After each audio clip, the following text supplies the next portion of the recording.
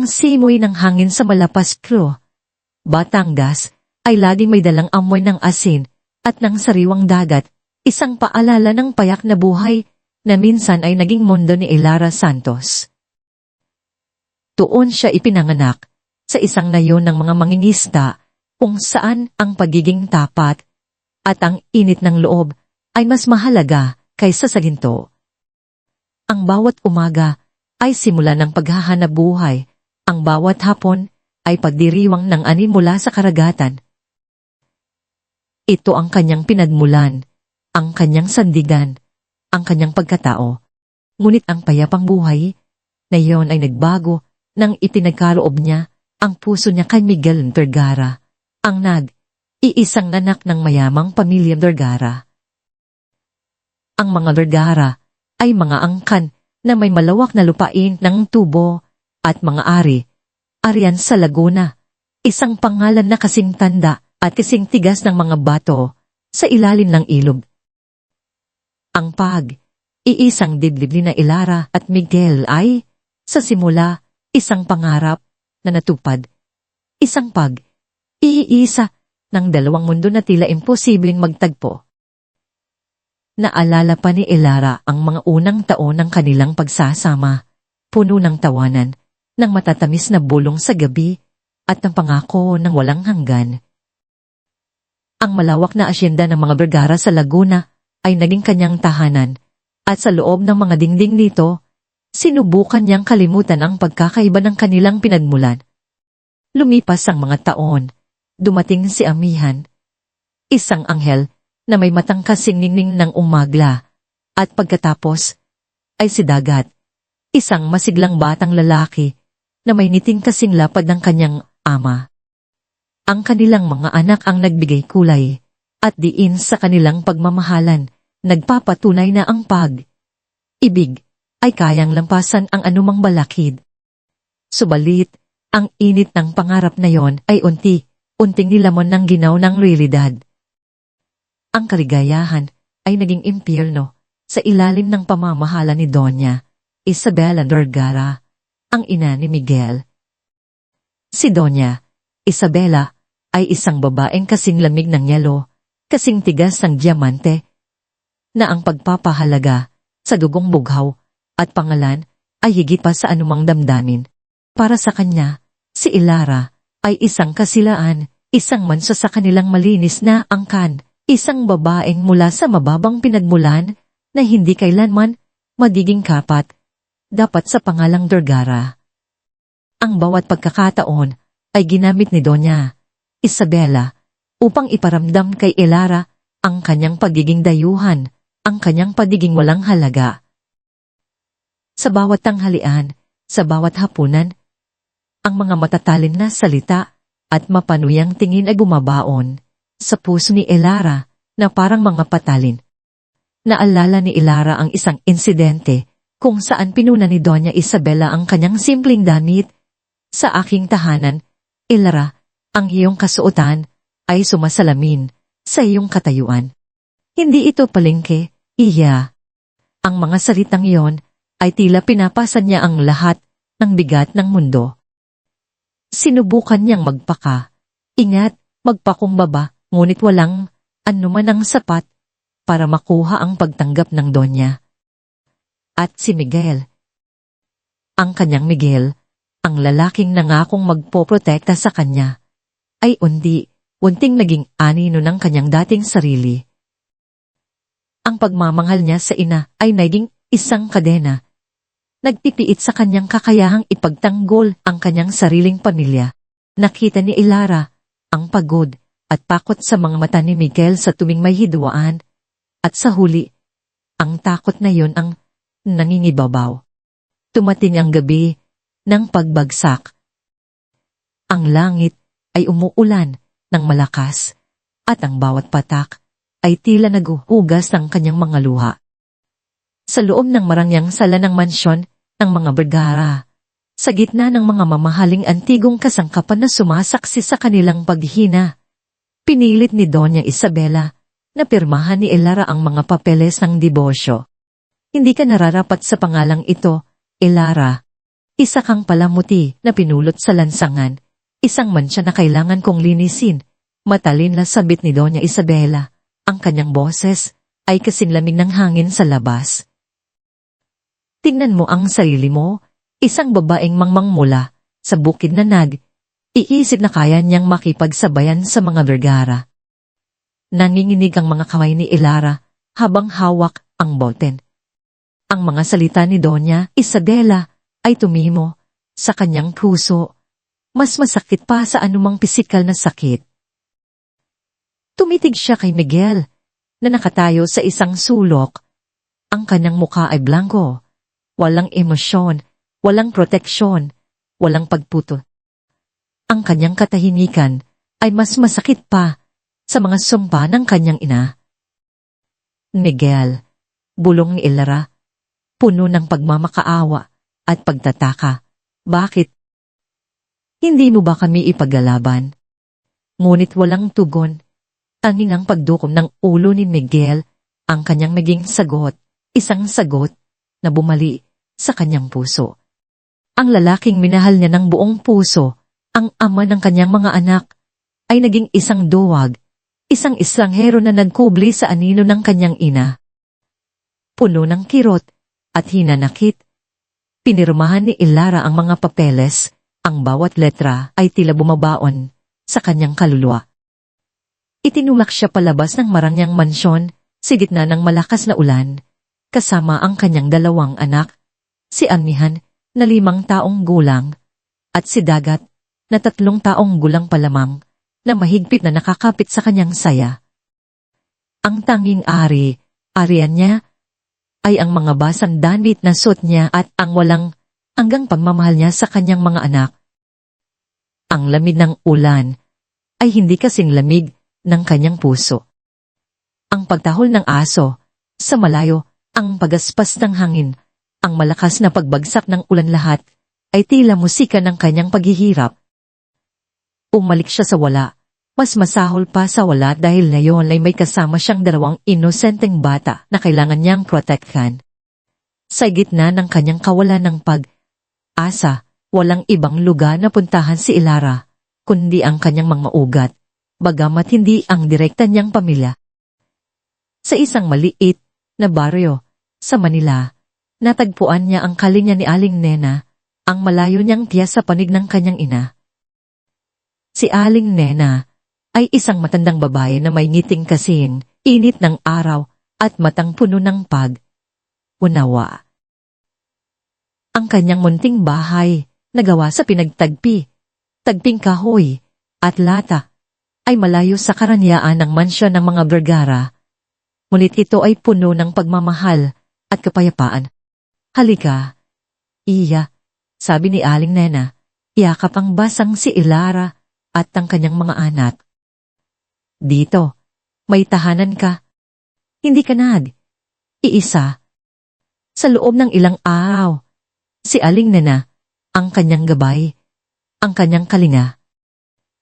Doon, muling natagpuan ni Ilara ang sarili at ang isang bagong pag-asa ay umusbong mula sa mga abo ng kanyang nakaraan.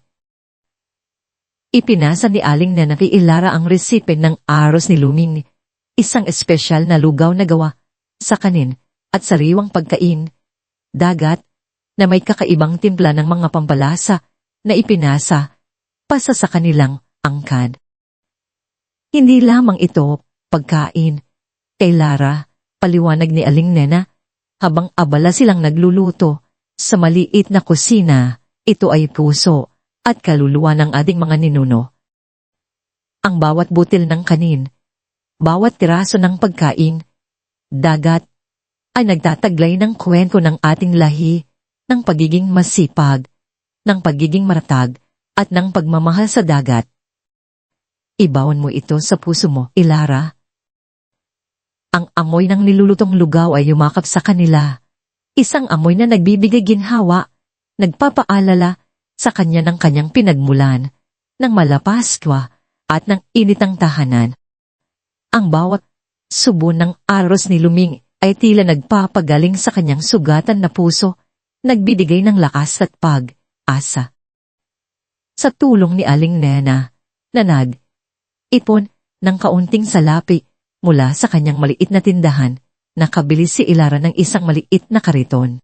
Sa umaga, bago pa sumikat ang araw, bumabangon siya, inihahanda ang aros ni Luming at itinutulak ang kariton sa masikip na bangketa ng isang palengke sa Maynila.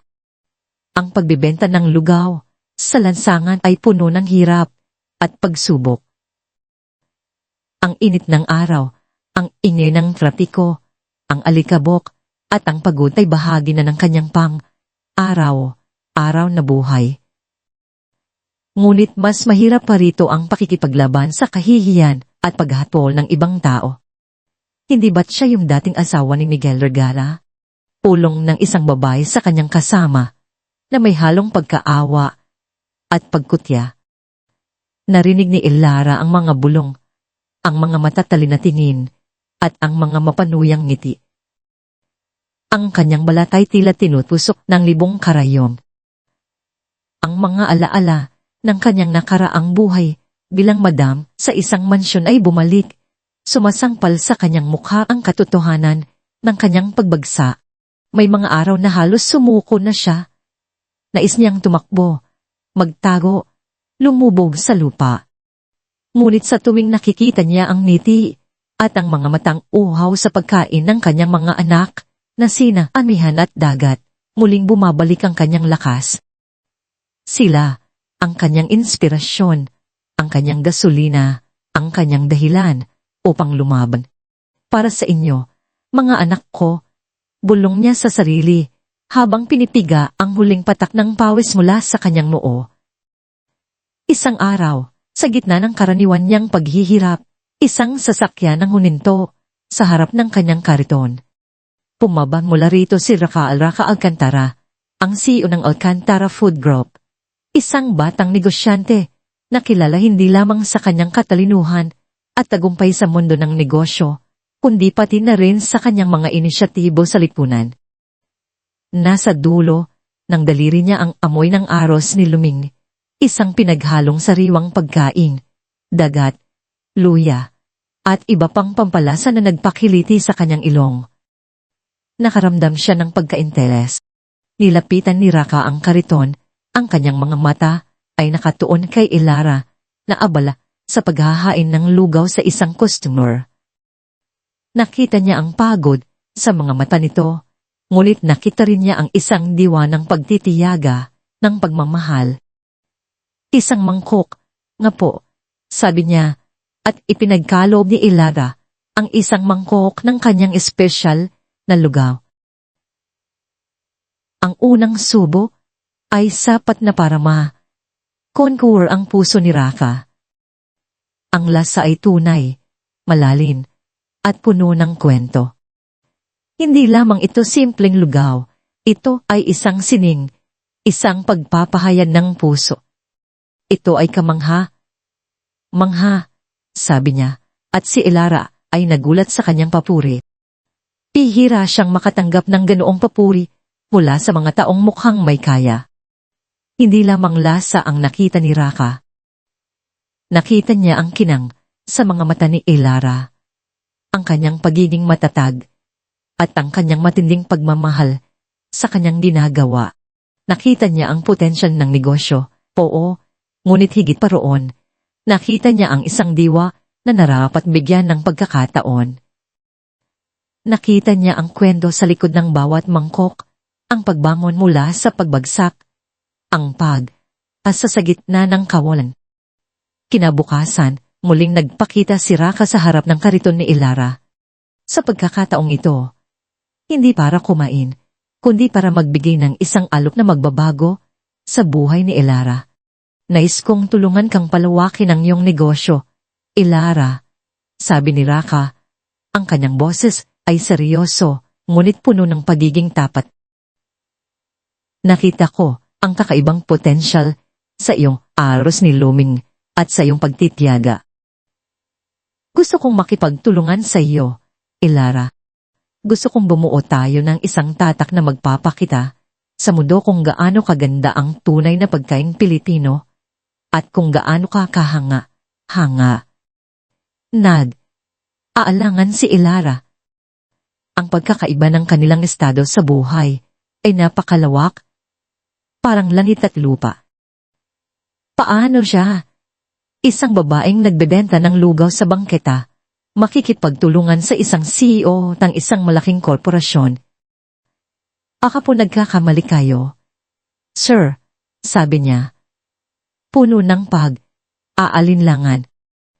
Isa lang po akong nagbebenta ng lugaw.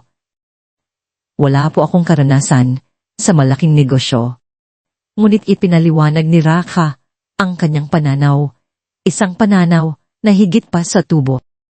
Hindi lamang ito tungkol sa pera, Ilara, giit niya. Ito ay tungkol sa pagbibigay, inspirasyon, sa paglikha ng isang tatak na may puso. Ang iyong kwento, ang iyong pagkain, ay may kapangyarihang magbigay ng pag-asa. Nais kong maging bahagi ka ng isang bagay na mas malaki, isang bagay na magpapakita sa mundo na ang halaga ng isang tao ay hindi nakikita sa kanyang pinagmulan o sa kanyang yaman, kundi sa kanyang pagkatao at sa kanyang pagmamahal. Ang iyong kusina ay puno ng liwanag at pag-asa. Iminungkahi niya ang pangalan, Luningning Kusina, simbolo ng liwanag at pag-asa na dala ni Ilara. Sa bawat salita ni Raka, unti-unting nabubuo ang isang bagong pangarap sa puso ni Ilara.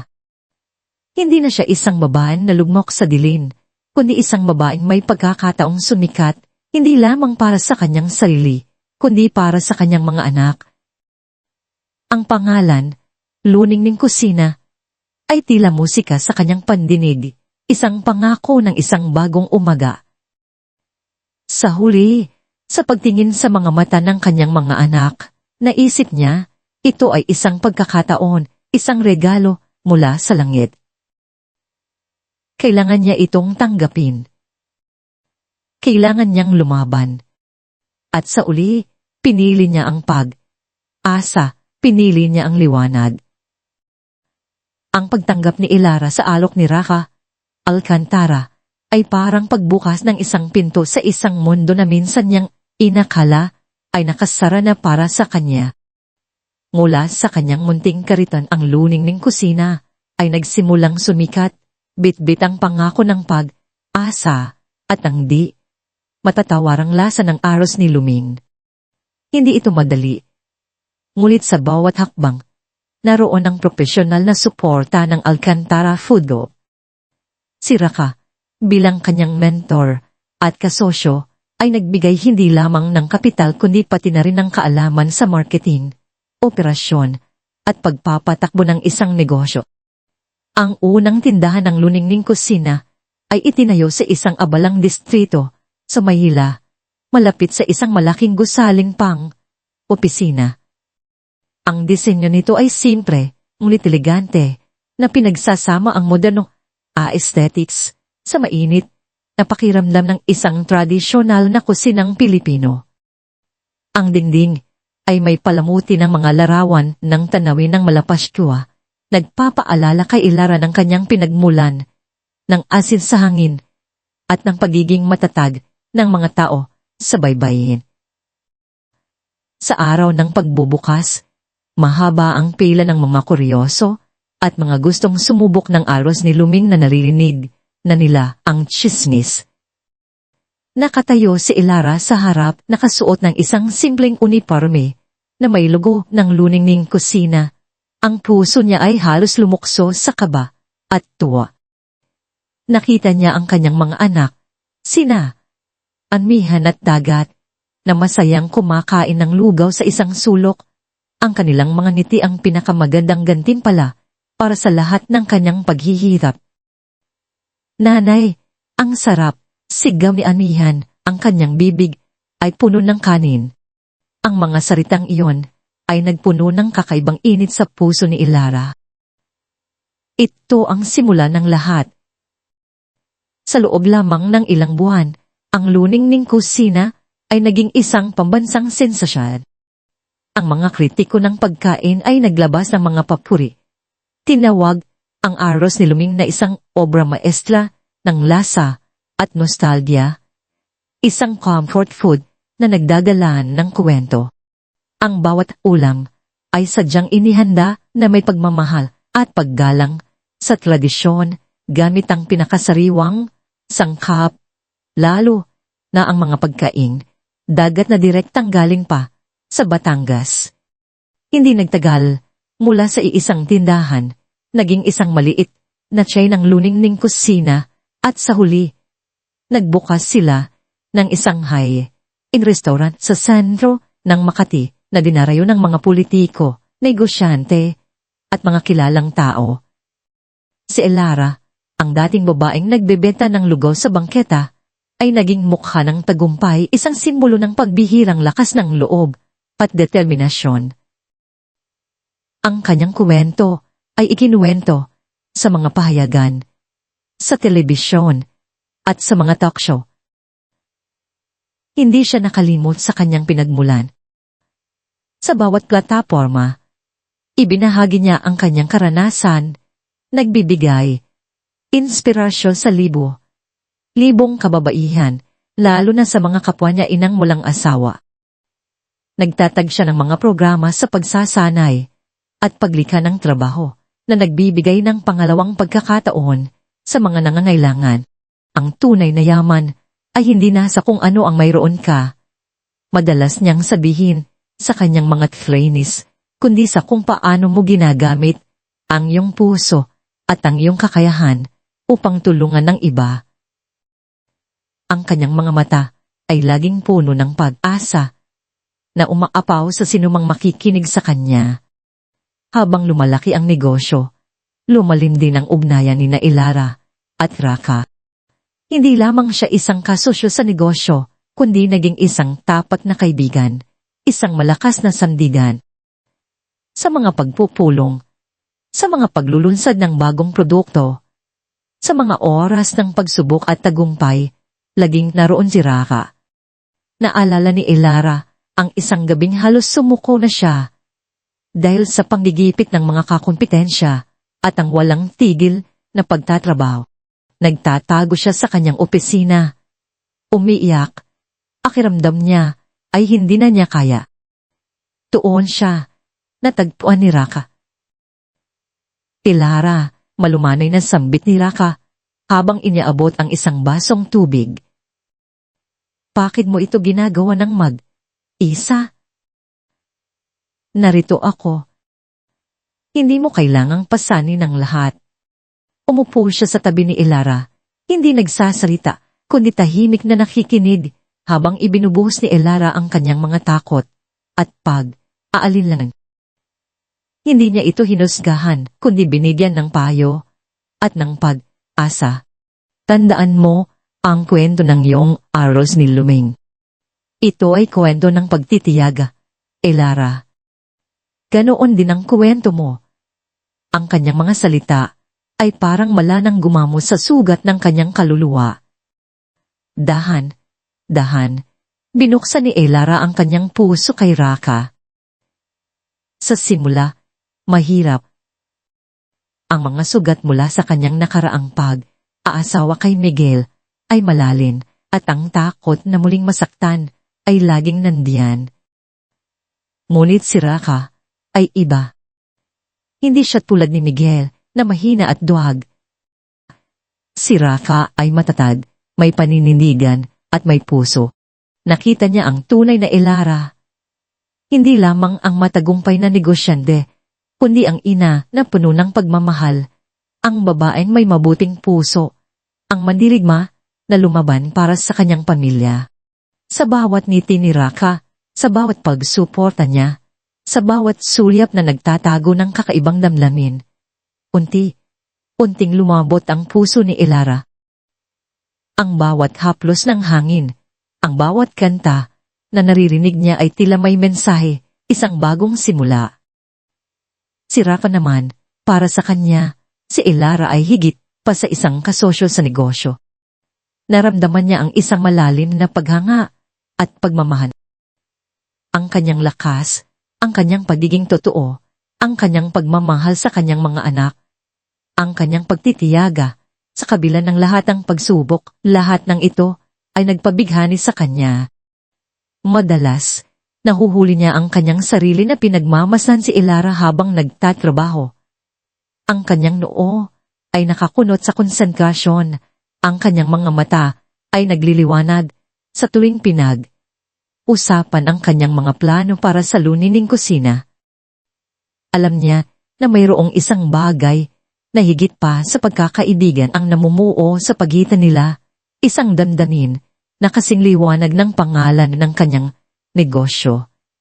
Ngunit ang liwanag ng luningning kusina ay hindi nagtagal, ay nababalutan ng anino. Ang balita tungkol sa matagumpay na pag-akyat ni Elara ay umabot sa tainga ni Doña Isabela Vergara, na nasa malayo, nakakulong sa lumang mansyon ng pamilya. Ang balita ay parang lason na unting kumalat sa kanyang ugat. Sa bawat artikulo na binabasa niya tungkol sa bagong reyna ng pagkain na si Elara Santos, lalong lumalalim ang kanyang pagkamuhi at pagkainggit. Hindi maaari. Bulong niya sa sarili, habang hinahagilap ang isang pahayadan na may malaking larawan ni Elara. Ang babaeng iyon, ang basura na itinapon ko, ay mas sumisikat pa kaysa sa pangalan ng Vergara. Ang kanyang pride ay nasaktan, ang kanyang dignidad ay nayurakan. Hindi niya matanggap na ang isang mababang uri na tulad ni Elara ay kayang lampasan ang kanyang sariling pamilya sa kasikatan at paghanga ng publiko. Ang pamilya Vergara, na minsan ay mayaman at may kapangyarihan, ay unting humihina. Ang kanilang mga lupain ay hindi na kasing produktibo. Ang kanilang mga pamumuhunan ay bumababa at ang kanilang impluwensya sa lipunan ay naglalaw. Ang lahat ng ito ay nagdagdag sa kanyang galit at pagkamuhi kay Elara, na para sa kanya ay simbolo ng kanyang pagbagsak. Isang gabi, sa loob ng kanyang madilim na silid, sa ilalim ng ilaw ng kandila, gumawa si Doña Isabela ng isang balak na kasing sama ng kanyang puso. Tinawagan niya ang isa sa kanyang mga tauhan, isang lalaking kilala sa kanyang pagiging tago at pagiging mapanlinlang. Gusto kong sirain mo siya.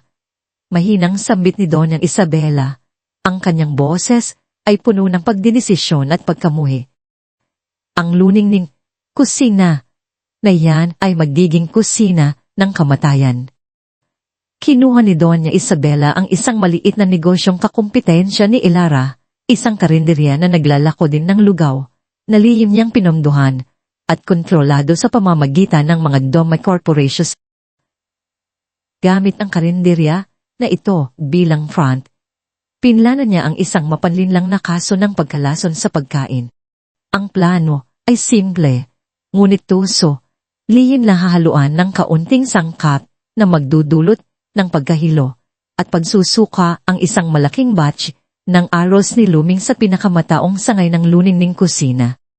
Ang sangkap na ito ay idinisenyo upang maging sapat lamang upang magdulot ng matinding pagdudual at pagsusuka, ngunit hindi sapat upang maging sanhi ng permanenteng pinsala, upang ang insidente ay maging mas nakakagulat at mabilis na kumalat sa publiko.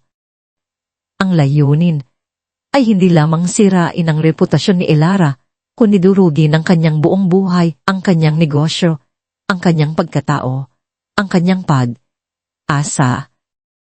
Hindi nagtagal, ang nakakatakot na plano ay isinagawa. Isang gabi, matapos ang isang abang araw, daang customer mula sa pinakamalaking sangay ng luningning kusina sa Makati ang nagulat nang biglang maranasan ng matinding sakit ng tiyan, pagkahilo at pagsusuka. Ang mga ospital sa paligid ay napuno ng mga pasyente na may iisang reklamo. Nagkasakit sila matapos kumain ng arroz ni Luming. Ang balita ay mabilis na kumalat. Tulad ng isang malakas na bagyo, ang mga ulat ng pagkalason sa pagkain ay bumulwak sa lahat ng media outlets. Ang mga hegan ay sumisigaw, luninging kusina, may lason. Ang kusina ng kamatayan. Ang mga reporter ay nagsiksikan sa harap ng mga sangay ng luningning kusina. Ang mga kamera ay walang tigil na kumukuha ng mga larawan ng mga galit na customer at ng mga siladong pinto. Ang social media ay binalot ng mga galit na komento, mga akusasyon at mga panawagan na ipasara ang negosyo ni Ilara. Ang malinis at magandang imahe ni Ilara ay mabilis na nabalutan ng dilin. Ang kanyang mga restaurant ay binoykot at ang mga kontrata sa mga suppliers at partners ay isang kinansela. Ang kanyang pinaghirapan ay tila gumuho sa isang iglap. Si Ilara, sa gitna ng matinding krisis, ay nawalan ng direksyon. Ang mga tawag mula sa mga reporter, ang mga akusasyon mula sa publiko, ang mga pagdududa mula sa kanyang mga kaibigan ay nagpahina sa kanya. Siya ay pagod, gulo ang isip, at puno ng takot. Sa mga sandaling iyon, ang presensya ni Raka ay laging naroon. Sinubukan niyang tulungan si Ilara, nagbigay ng mga payo, nag-alok ng legal na tulong, at personal na nanguna sa paglilinis ng pangalan ng luningning kusina. Ngunit sa ilalim ng matinding panggigipit at sa matinding pagkapagod, mali ang interpretasyon ni Ilara sa mga kilos ni Raka. Nakita niya ang kanyang pagsuporta bilang awa, bilang isang pabigat sa halip na tulong. Hindi ko kailangan ng awa mo, Raka.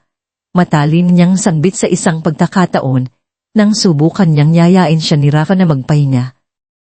Kaya ko ito. Hindi ako isang mahina na babae na kailangan mong iligtas. Ang pag niya ay nasaktan. Ang kanyang pagiging independente ay pinilit na lumabas kahit na ang puso niya ay umiiyak sa loob. Pakiramdam niya, kung tatanggapin niya ang tulong ni Raka, masisira lang ang kanyang integridad, lalo siyang magiging pabiga. Ang mga lumang sugat mula sa kanyang pag-aasawa kay Miguel ay muling nagbukas na nagpapatunay sa kanyang takot na baka muli siyang iwanan o ipagkanulo. Samantala, ginamit ni Doña Isabela ang sitwasyon upang lalong susulan ang damdamin ni Ilara. Sa pamamagitan ng kanyang mga koneksyon, ipinakalat niya ang mga tsismis tungkol sa tunay na dahilan ng pagsuporta ni Raka kay Ilara.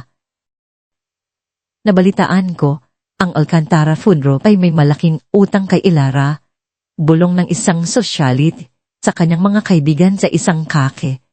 Kaya lang niya tinutulungan ng babaeng iyan ay para magmukhang mabait sa publiko, pero sa totoo lang, may pinansyal na interes lang siya.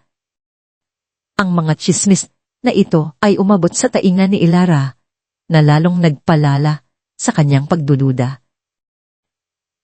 Ano ba talaga ang motibo niya? Tanong niya sa kanyang sarili. Ang kanyang isip ay gulo. Hindi na niya alam kung sino ang dapat niyang pagkatiwalaan. Pinilit niyang itulak palayo si Raka. Gusto niyang harapin ang bagyo ng mag-isa. Ang mga pagtanggi niya kay Raka, ang kanyang pag-iwas sa mga tawag at mensahe, ay nagdulot ng malalim na sakit sa puso ni Raka.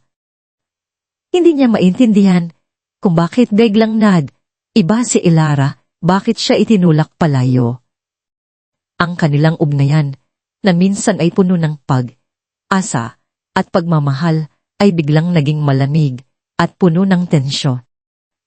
Ang liwanag ng luningning kusina ay unti-unting lumabo, at ang dilim ng pagsubok ay lumuko sa lahat.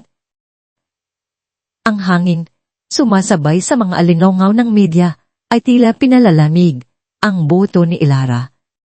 Bawat umaga, ang pagbangon mula sa higaan ay parang pag-akyat sa isang matarik na bundok, ang bawat hininga ay isang mabigat na pagbunton. Ang lahat ng pinaghirapan niya ay tila naglalaho sa isang iglap, tulad ng buhangin na tinangay ng malakas na alon.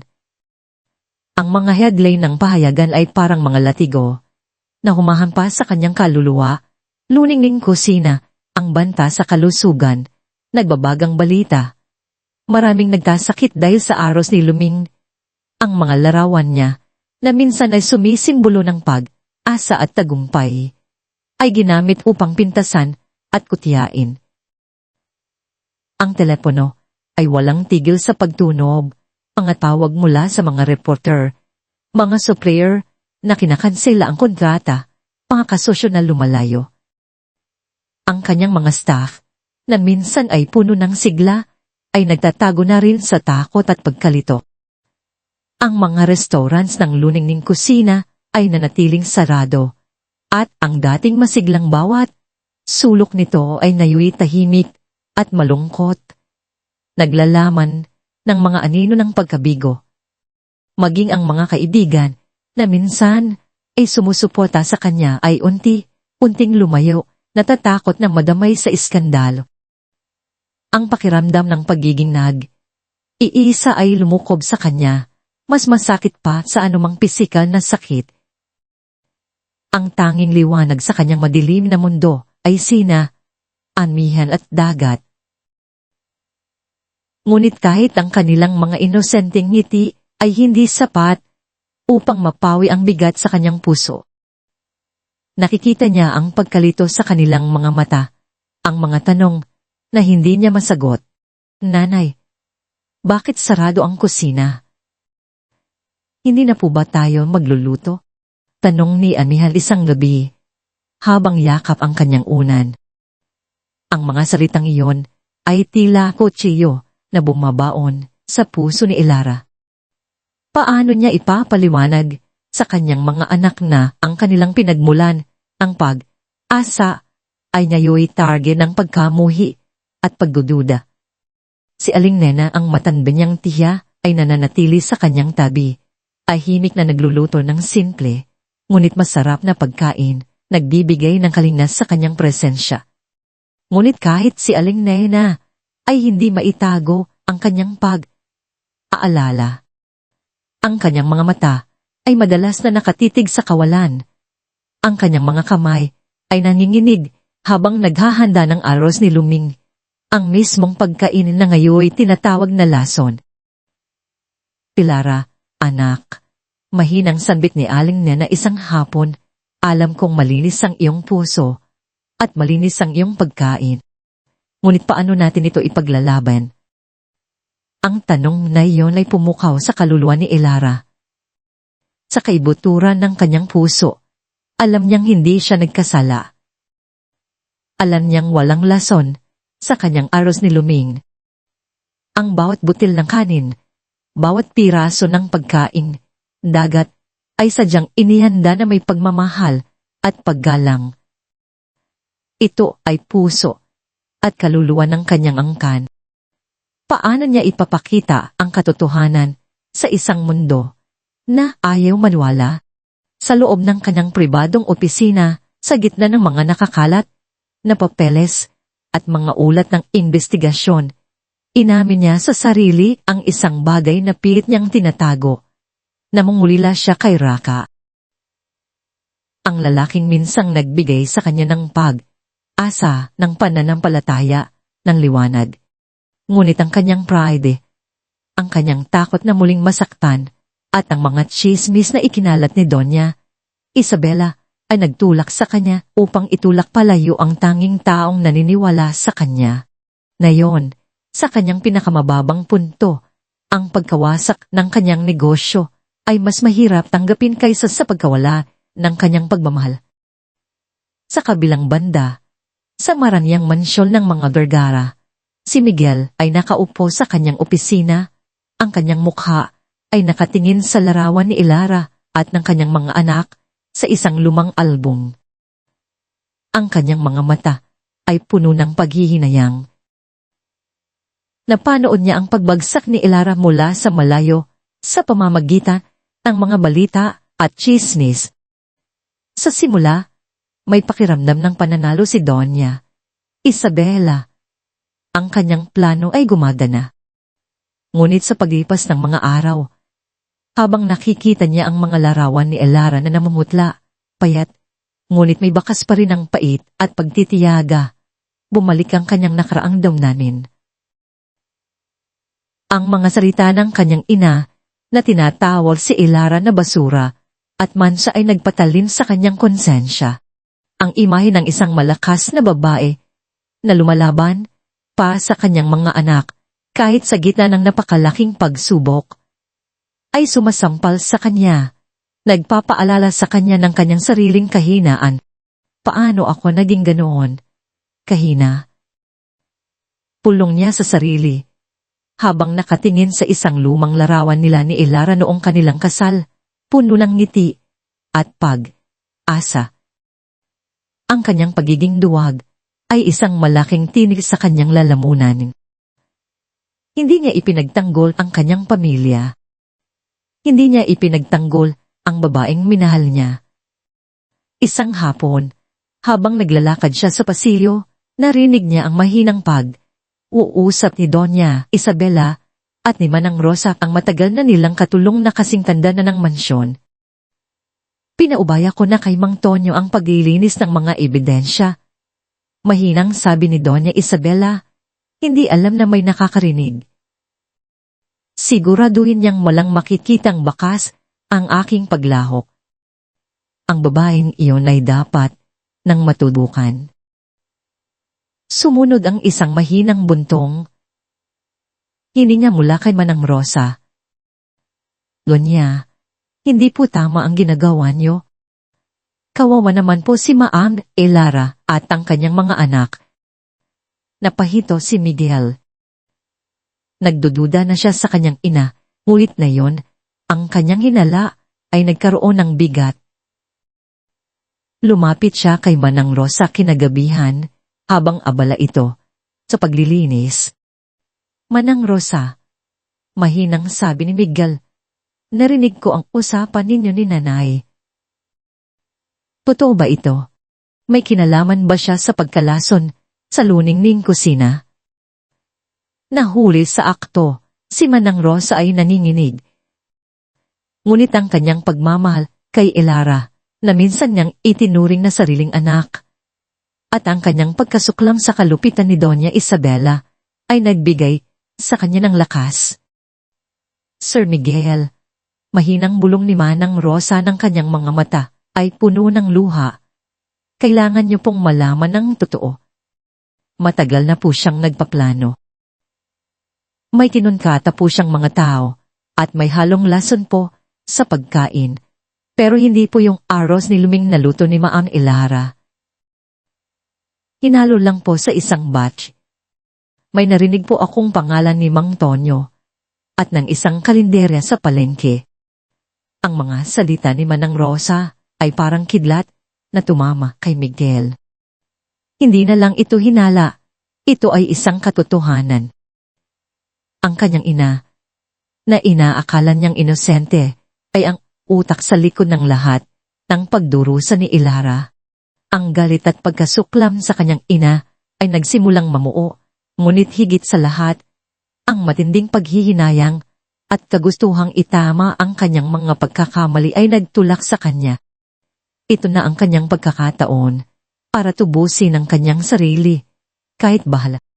Sa sumunod na mga araw, lihim na kumilos si Miguel.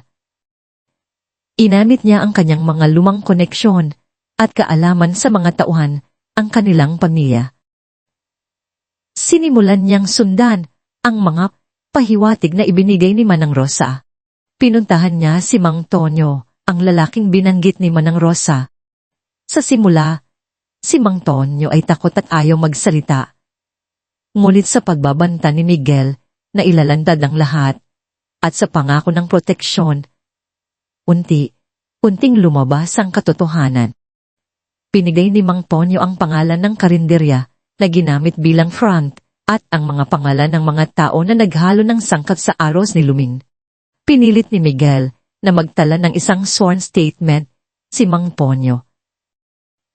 Hindi nagtagal, nakakuha rin si Miguel ng mga recorded conversations sa pagitan ni Doña Isabela at ng mga taong kinontratan niya. Ang mga tawag na yon ay ginawa sa isang lumang linya, ang telepono sa bahay. na mayroon pa ring lumang recording system na ginagamit ng kanyang ama noon para sa mga importanteng tawag sa negosyo. Matagumpay niyang nakuha ang mga recording na may malinaw na boses si Doña Isabela na nagbibigay ng mga utos at nagpaplano. Nakuha rin niya ang mga bank statements na nagpapakita ng mga malalaking transaksyon sa mga dummy accounts na konektado sa mga taong sangkot. Ang bawat piraso ng ebidensya ay nagpatunay sa kanyang hinala, ang kanyang ina, ang utak sa likod ng lahat. Habang abala si Miguel sa kanyang lihim na investigasyon, si Rafa naman ay hindi kailanman sumuko kay Ilara. Kahit na itulak siya palayo ni Ilara, kahit natanggihan ang kanyang tulong, nanatili ang kanyang pananampalataya sa babae at sa integridad ng luningning kusina. Para kay Raka, hindi ito tungkol sa negosyo o sa reputasyon lamang. Ito ay tungkol sa katotohanan at sa hustisya. Alam niya sa puso niya na hindi magagawa ni Ilara ang ipinaparatang sa kanya. Hindi ko siya hahayaang mag-isa, sabi niya sa kanyang team ng mga eksperto sa Alcantara Food Group. Naniwala ako sa kanya noon at mas lalo akong naniniwala sa kanya ngayon. Ipinag-utos si Raka ang isang malawakang at independenteng investigasyon. Ang buong team ng mga food scientists, microbiologists, at forensic experts ng Alcantara Food Group ay ipinadala upang suriin ang bawat detalye ng insidente. Kumuha sila ng mga samples ng aros ni Luming mula sa iba't ibang branches, kasama ang mga control samples na inihanda ni Ilara mismo. Detalyadong sinuri ang proseso ng pagluluto, ang mga pinagmulan ng sangkap, at ang kalinisan ng mga pasilidad. Sir, lahat ng samples ng luningning kusina ay malinis, ulat ni Dr. Morales, ang pinuno ng kanilang scientific team. Walang anumang bakas ng lason, bakterya, o anumang kontaminan. Ang kanilang production process ay sumusunod sa pinakamataas na standard ng kalinisan at kalidad. Ngunit may nakita kaming kakaibang trace elements sa mga samples na nakuha mula sa mga na-ospital na customer. Ito ay isang uri ng mild emetic, isang sangkap na nagdudulot ng pagsusuka na hindi natural na matatagpuan sa mga pagkain ng luningning kusina. At higit sa lahat, ang mga elementong ito ay hindi pantay ang distribution na nagpapahiwatig ng manual tampering. Ang balitang ito ay nagbigay ng asa kay Raka. Mayroon silang ebidensya. Ngunit hindi pa sapat. Kailangan niyang malaman kung sino ang nasa likod nito sa paggamit ng kanyang malawak na network at mapanuring pag-iisip. Sinimulan niyang imbestigahan ang mga koneksyon sa media at ang mga taong unang nagbalita tungkol sa insidente. Nakatupos siya ng isang pattern, ang mga peking social media accounts, mga paid bloggers, at mga reporter na nakatanggap ng anonymous tips na may kasamang malaking halaga ng pera. Ang lahat ng ito ay tumuturo sa isang sophisticated media manipulation campaign. Sa pamamagitan ng mga forensic at experts, natukoy nila ang source ng mga anonymous tips at ang mga account na nagpapakalat ng malisyosong impormasyon. Ang lahat ng ito ay nag-ugat sa isang grupo ng mga shell corporations na may koneksyon sa pamilya Vergara. Ang kanilang mga ebidensya ay napakatibay, scientific findings, digital forensics, at mga testimonya mula sa ilang whistleblower na nakumbinsi ni Raka na magsalita. Hindi na ito simpleng pagkakamali, ito ay isang sadyang krimen. Ang araw ng katotohanan ay dumating. Sa isang tahimik na opisina sa Alcantara Food Group Building, matapos ang ilang linggo ng pagiging nag-iisa si Ilara. Ngunit hindi siya mag-isa nang dumating ang dalawang lalaki na magbabago sa kanyang mundo. Unang pumasok si Miguel. Ang kanyang mukha ay payat at ang kanyang mga mata ay puno ng matinding paghihinayang at kiro. Hawak niya ang isang brown envelope. Lumapit siya kay Ilara, na nakatitig sa kanya ng walang emosyon. Ilara, mahinang sambit ni Miguel, ang kanyang boses ay nanginginig. Alam kong wala akong karapatang humingi ng tawad. Ako ay naging duwag, Ilara. Pinabayaan ko kayo. Ngunit kailangan mong malaman ng totoo. Hindi ka iisa sa labang ito. Pinuksan ni Miguel ang envelope at ipinakita kay Ilara ang mga dokumento, ang sworn statement ni Mang Tonio, ang transcription, ang mga recorded conversation ni Doña Isabela, at ang mga bank statements. Habang binabasa ni Ilara ang bawat papel, ang kanyang mga mata ay lumaki sa gulat, sa sakit, at sa huli, sa matinding galit. Ang mga kamay niya ay nanginginig habang hinahawakan ang bawat ebidensya. Si Doña Isabela, ang taong sumira sa kanyang buhay, ay ang utak sa likod ng lahat. Sa kalagitnaan ng kanilang pag-uusap, pumasok si Raka. Hindi na siya ang malumanay na Raka na itinulak niya palayo. Ngayon, siya ay matatag, may determinasyon sa kanyang mga mata, at mayroong isang folder ng mga dokumento. Ilara, sabi ni Raka, ang kanyang boses ay puno ng pagiging tap. Hindi ako naniwala na may lason sa iyong pagkain. Narito ang mga resulta ng aming independenteng investigasyon. Inilatag ni Raka sa mesa ang mga scientific reports na nagpapatunay na ang arrows ni Luming ay malinis at ligtas, at ang mga ebidensya ng external tampering.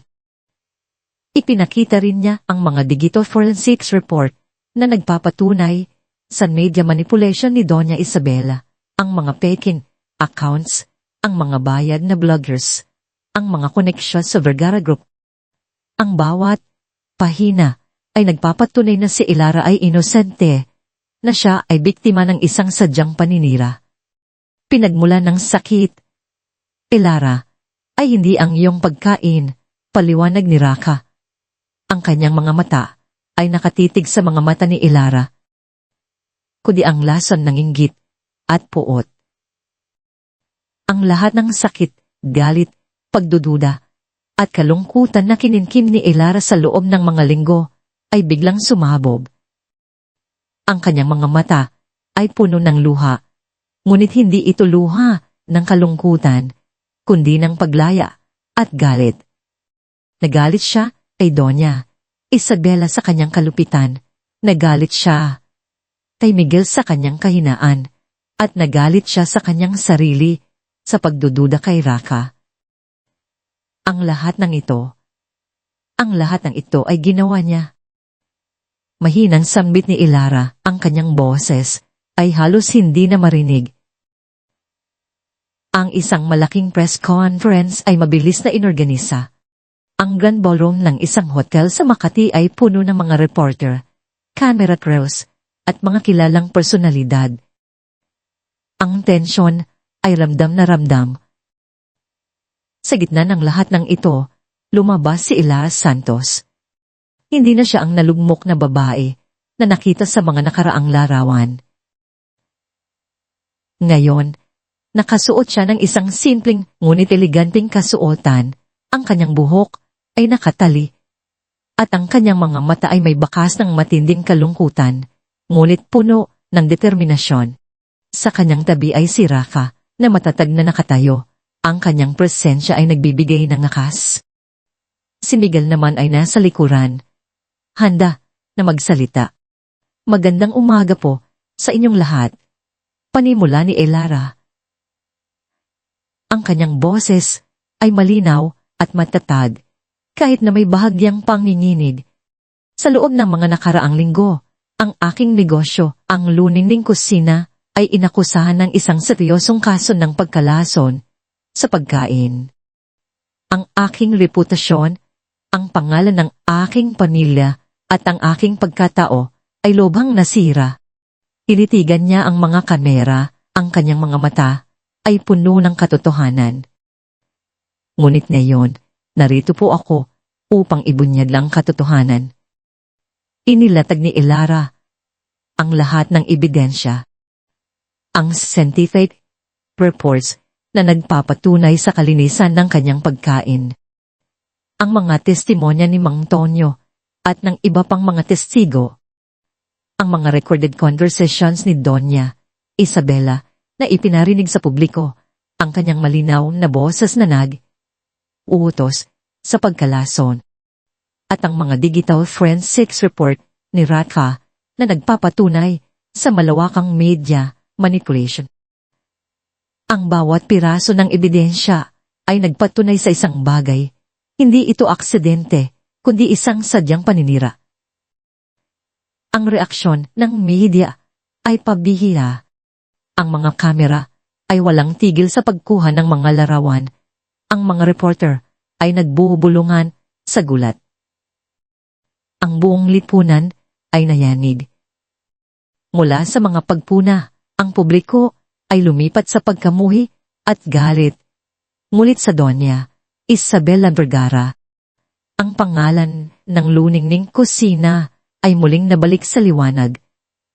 Habang ang pangalan ng Vergara ay lubhang nasira. Kinumpirma ni Miguel ang lahat ng sinabi ni Ilara. Ang kanyang pag-amin ay masakit, puno ng pagsisisi, ngunit mahalaga para sa katotohanan. Ako po ay humihingi ng tawad sa lahat. Pinabalaan ko ang aking pamilya noon. Ngunit handa po akong harapin ang anumang bunga ng aing kahinaan at handa po akong magbigay ng hustisya sa pamilya ko. Ang balita ay mabilis na kumalat sa buong bansa. Doña Isabela Vergara, na minsan ay mayabang at makapangyarihan, ay naging sentro ng pambansang kahihiyan at galit. Agad siyang inimbestigahan ng mga awtoridad.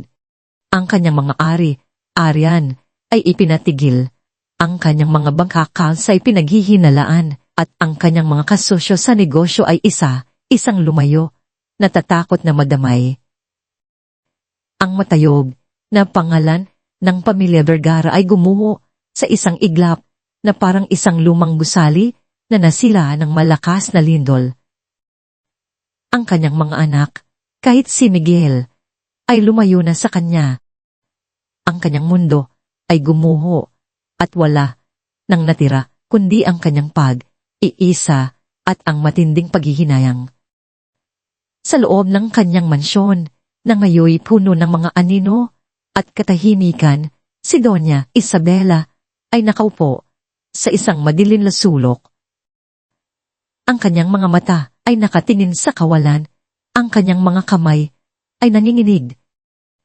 Ang mga balita sa telebisyon ay nagpapakita ng kanyang larawan na may nakasulat na Doña Isabela Vergara, utak sa likod ng food poisoning scandal.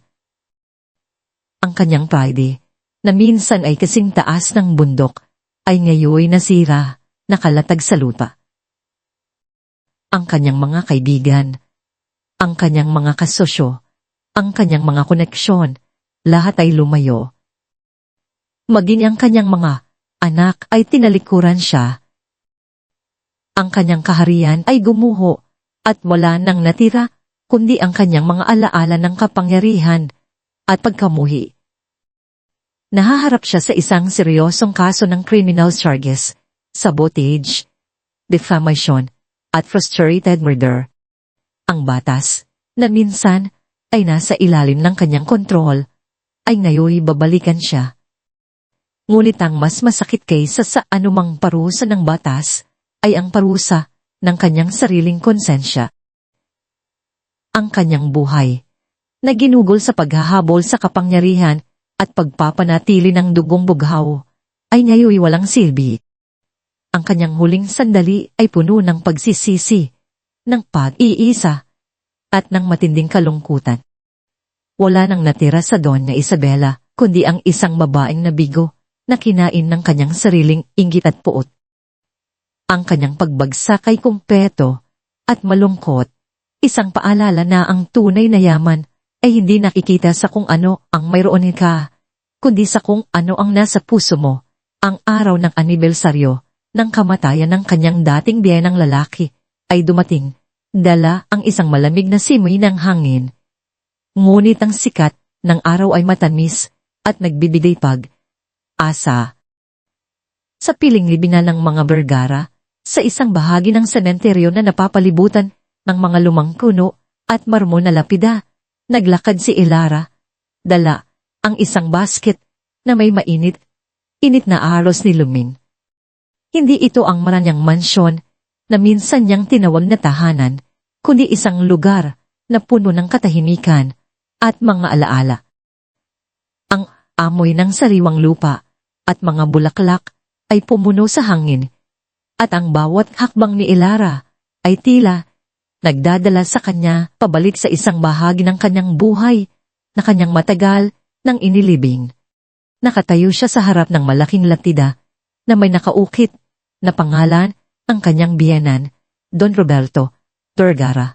Naalala niya ang kabaitan ng matandang lalaki, ang tanging miyembro ng pamilya Vergara na buong pusong tumanggap sa kanya. Naalala niya ang mga lihim ng ngiti na ibinibigay sa kanya ni Don Roberto tuwing pinapagalitan siya ni Doña Isabela, ang mga simpleng salita ng pagpapalakas ng loob na tilaban sa kanyang sublatan na puso. Si Don Roberto ang tanging nakakita sa kanya, hindi bilang isang babaeng taga na yon, kundi bilang isang babaeng karapat-dapat mahalin. Ang kanyang pagmamahal sa aros ni Luming ay isang lihim na pagkakaibigan nila, isang paraan ng pagpapahayag ng kanilang unawaan na lampas sa mga salita. Ngayon, narito siya, hindi upang magiganti o magmayabang, kundi upang magbigay pugay sa isang kaluluwang minsan ay nagbigay ng liwanag sa kanyang pinakamadilim na panahon. Inilagay ni Elara ang aros ni Luming sa ibabaw ng lapida. Isang mangkok na may mainit na lugaw na may sariwang pagkain. Dagat, ang amoy nito may umakyat sa hangin. Isang pagpapakita ng pagmamahal at pasasalamat. Sana po ay masarap ang kain nyo, Don Roberto. Bulong niya, ang kanyang tinig ay halos hindi marinig. Hindi ko po kayo nakalimutan. Ang kabaitan niyo po sa akin ay baon ko habang buhay. Sa bawat butil ng kanin, sa bawat piraso ng pagkaing dagat, ay naroon ang kwento ng kanyang paglaban, ang kanyang pagbangon, at ng kanyang pagmamahal sa kanyang mga anak. Ito ang kanyang paraan ng pagpapatunay sa kanyang sarili, hindi sa harap ng iba, kundi sa kanyang sariling konsensya, na ang kanyang halaga ay hindi nakasalalay sa kung ano ang sinasabi ng iba, kundi sa kung sino siya, isang babaeng matatag, may puso, at may kakayahang lumaban para sa katotohanan. Nang siya ay tapos na, naramdaman niya ang isang presensya sa likuran niya. Dahan siyang lumingon, at nakita niya si Miguel, ang kanyang dating asawa. Payat siya, ang kanyang buhok ay may ilang uban, at ang kanyang mga mata ay puno ng paghihinayang, pagod, at isang bagay na hindi pa nakikita ni Elara, punay na pagsisisi. Nakasuot siya ng isang simpleng polo, shirt at pantalon, malayo sa mga mamahaling damit na minsan niyang sinusuot bilang isang Bergara. Lumapit si Miguel, ang bawat hakbang ay tila may dalang bigat ng kanyang mga pagkakamali. Elara, mahinang sambit ni Miguel, ang kanyang boses ay nagmamakaawa. Alam kong wala akong karapatang narito.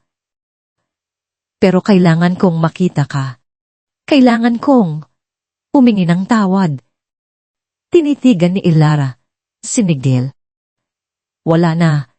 Ang galit na minsan ay bumabalot sa kanya tuwing nakikita niya ang dating asawa. Wala na ang hinanakit na nagpapabigat sa kanyang puso. Ang lahat ng ito ay napalitan ng isang mapayapang katahimikan, isang uri ng kalayan. Ang kanyang puso ay hindi na kumikislap sa tuwing nakikita niya siya. Ang pagmamahal na minsan niyang ibinigay kay Miguel ay matagal nang namatay, inilibing kasama ang kanyang nakaraang paghihirap. Ngunit ang unawa at ang pagpapalaya ay nananatili. Miguel, sabi ni Elara, ang kanyang tinig ay malinaw at matatag. Narinig ko ang iyong sinabi sa press conference. Pinatawad na kita. Isang buntong. Niya ang kumawala kay Miguel. Hindi dahil sa karapat. Dapat ka, patuloy ni Elara.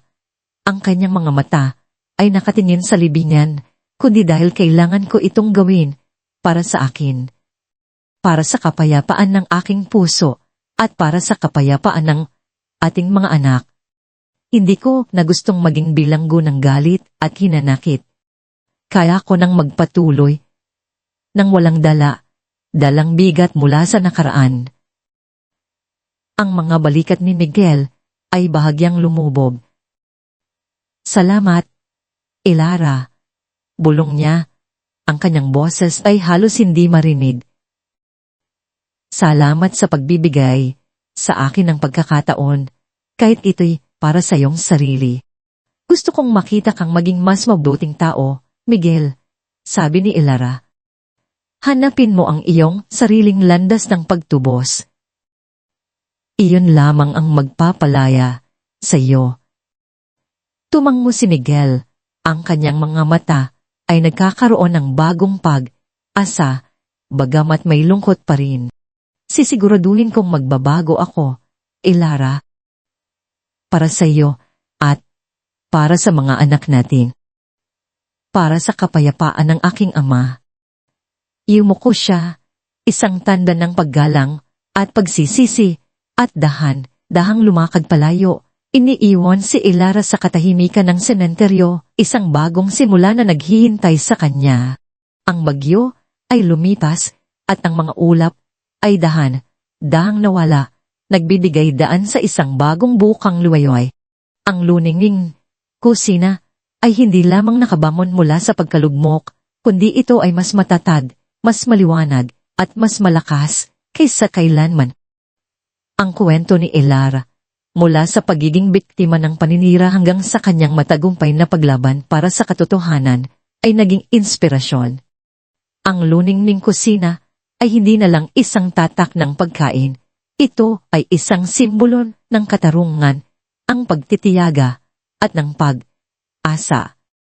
Ang mga tao ay muling nagtiwala at ang bawat branch ng luningning kusina ay puno ng mga customer na nais magpakita ng suporta. Sa loob ng kanyang opisina, na ngayon mas maliwanag at mas maluwag, nakaupo si Elara, nagre-review ng mga financial reports.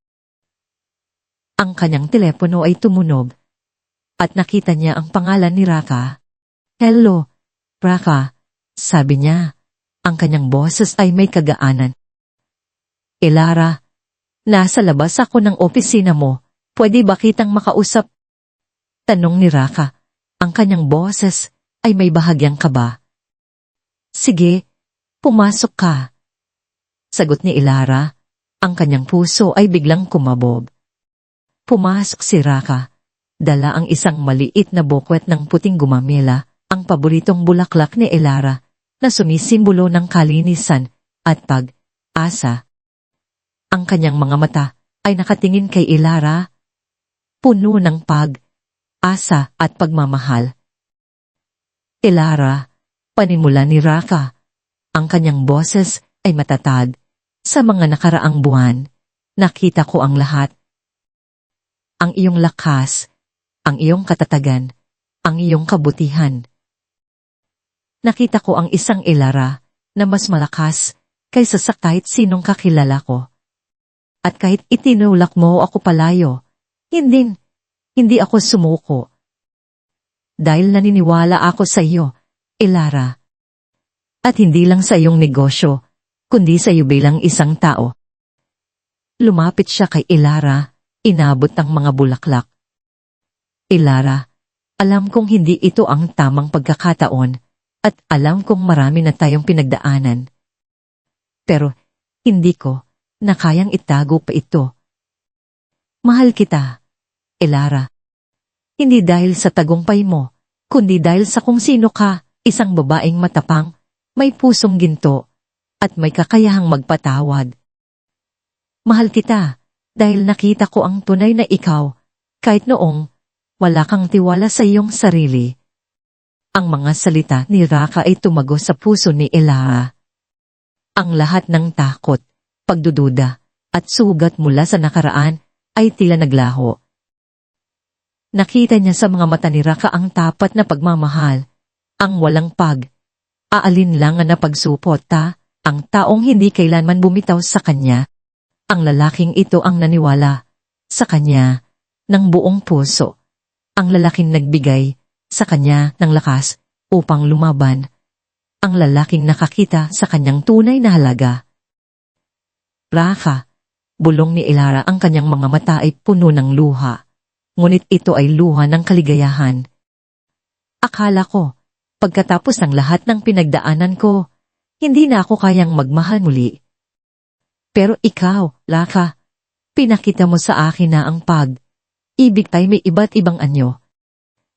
Na ang pag-ibig ay hindi lang nakikita sa mga matatamis na salita, kundi sa mga gawa, sa pagtitiwala, at sa walang hanggang suporta. Hinawakan ni Ilara ang kamay ni Raka at sa kanyang mga mata, makikita ang isang bagong simula. Mahal din kita, Raka. Mahal kita, dahil ikaw ang liwanag ko sa pinakamadilim kong gabi. Sa loob ng opisina, sa gitna ng mga sikat ng araw na tumatagos sa bintana, nagyakapan sila. Ito ang simula ng isang bagong kabanata, isang pag-iisa ng dalawang puso na pinanday ng pagsubok at pinalakas ng pagmamahal. Ang kanilang relasyon ay hindi lamang tungkol sa dalawang individual, kundi tungkol sa dalawang kaluluwang natagpuan, ang kanilang kalinga at pag-asa sa isa't isa. Hindi kailanman nakalimutan ni Ilara ang kanyang pinagmulan. Sa kanyang muling pagbangon, ang pangako niya sa kanyang sarili at sa kanyang komunidad ay lalong lumakas.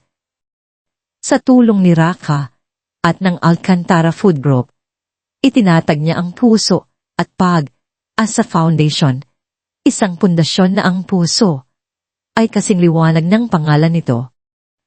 Ang misyon nito ay malinam, bihigyan ng kapangyarihan ang mga kababaihan, lalo na ang mga ina na nagsisikap na itaguyod ang kanilang pamilya at bigyan ng pangalawang pagkakataon ang mga nangangailangan.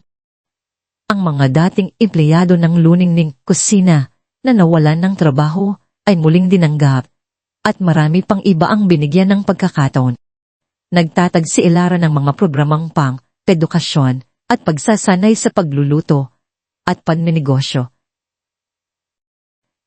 Pinigyan niya sila ng mga pautang na walang interes upang makapagsimula ng sariling maliit na negosyo at ang luningning kusina ay naging kanilang partner. Bumibili ng kanilang mga produkto o nagsisilbing mentor. Ang bawat sentimo ng kita mula sa isang espesyal na edisyon ng Aros ni Luming na tinawag na Aros ng Pag-asa ay napupunta sa pundasyon. Hindi natin alam kung ano ang idudulot ng bukas, sabi ni Ilara sa isang paglulunsad ng bagong programa ng pundasyon. Ngunit alam ko na kung magkakaisa tayo, kung magtutulungan tayo, walang bagay na hindi natin kayang lampasan. Ang bawat mangkok ng Aros ni Luming ay hindi lamang pagkain, ito ay isang kwento ng pag-asa, ng pagtitiyaga, at ng pagmamahal. At iyan ang diwa ng puso at pag-asa foundation. Ang kanyang mga mata ay nagniningning sa tuwa at pagmamalaki habang nakikita niya ang daang kababaihan na nakangiti, puno ng pag-asa. Ang luningning kusina ay naging isang modelo ng social enterprise. Isang negosyo na hindi lamang naghahangad ng kita, kundi ng pagbabago sa lipunan. Kay Miguel, ang kanyang landas ay malayo sa karangyaan at kapangyarihan. Pagkatapos ng lahat ng nangyari at sa kanyang matinding pagsisisi, tuluyan niyang tinalikuran ang buhay ng isang Vergara. Ang pangalan ng kanilang pamilya ay lubhang nasira at ang kanilang mga arian ay unting nawawala. Ngunit sa halip na sumama sa pagkalugmok, pinili ni Miguel ang isang landas ng pagtubos. Nagsimula siya sa mga lumang plantasyon ng tubo ang mga Vergara, nang ngayon ay halos hindi na mapakinabangan. Nakita niya ang paghihirap ng mga magsasaka, ang mga pamilyang minsang pinagsamantalahan ng kanyang angkan. Ipinagbili niya ang kanyang mga natitirang alyan at ginamit ang pera upang magsimula ng mga proyekto sa pagpapaunlad ng komunidad.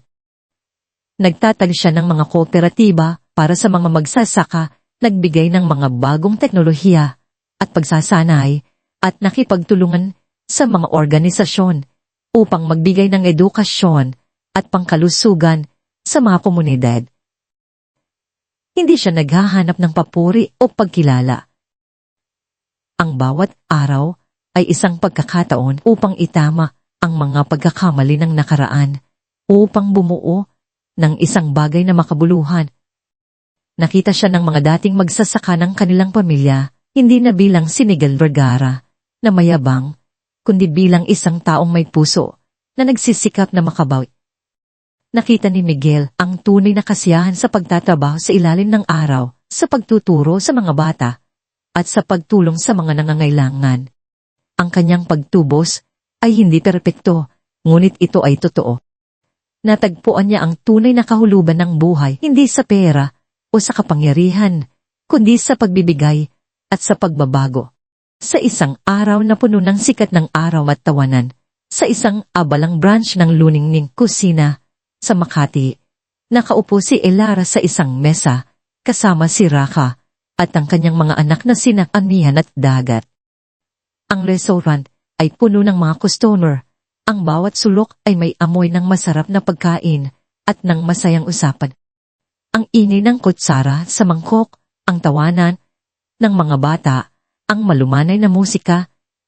Sa background, lahat ay nagpapakita ng isang perpektong larawan ng kapayapaan at kaligayahan.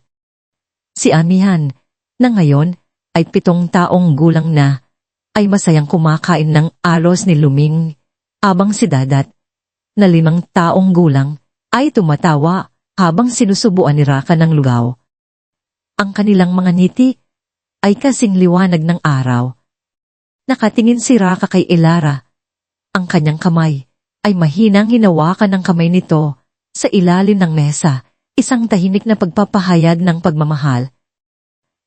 Tumingin si Elara sa labas ng bintana, nakikita ang abalang syudad, ang mga nagmamadaling tao, ang mga naglalakihang gusali, ang ilaw ng mga sasakyan. Ngunit sa kanyang mga mata, hindi na niya nakikita ang sakit ng nakaraan, kundi ang kagandahan ng kasalukuyan at ang pag-asa ng hinahar. Siya ay busog, hindi lamang sa pagkain, kundi sa pagmamahal, sa pamilya, at sa layunin. Natagpuan niya ang tunay na kahulugan ng kayamanan, hindi sa halaga ng kanyang negosyo o sa kanyang katayuan sa lipunan, kundi sa pagmamahal na ibinibigay at natatanggap niya sa katatagan ng kanyang pamilya at sa kapangyarihan ng pagtulong sa iba. Ang liwanag ng kanyang puso, ang luningning ng puso, ay hindi lamang nagliwanag sa kanyang sarili, kundi sa lahat ng kanyang nakasalamuha. Ito ang kanyang di malilimutang pamana. Isang patunay na kahit sa pinakamadilim na sandali, ang pag-asa at pagmamahal ay laging mananaid na nagbibigay ng bagong bukang liwayway sa bawat kaluluwa. Ang kanyang buhay ay isang testamento na ang tunay na halaga ay hindi nakikita sa kung ano ang mayroon ka, kundi sa kung sino ka, at sa kung paano mo ginagamit ang iyong puso upang magbigay ng liwanag sa mundo.